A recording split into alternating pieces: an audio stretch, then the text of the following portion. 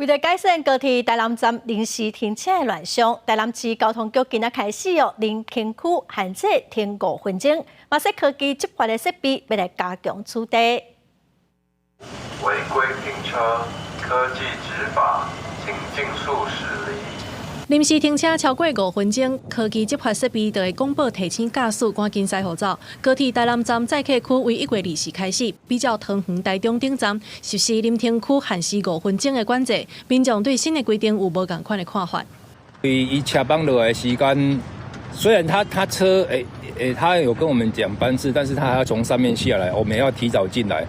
如果没有车位，我们还是要绕很多圈呢。一执法嘛，我们也没有办法去违反，这是可能宣导上可能要在更好的配套之类的。好处就是说，你会比较好停，比较好接啦。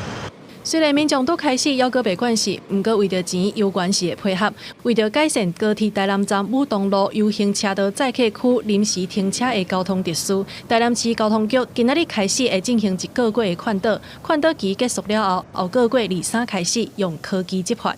采行所谓的限时临停的政策哈，那目前我们采取的方式是限时5分钟哈，那就是5分钟之内如果没有离开的话，那就可能会做执法的动作哈。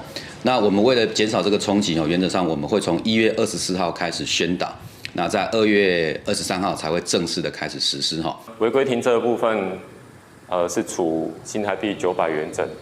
好，那这边呼吁民众要前往载客的话。 要养成以人等车，而不是以车等人。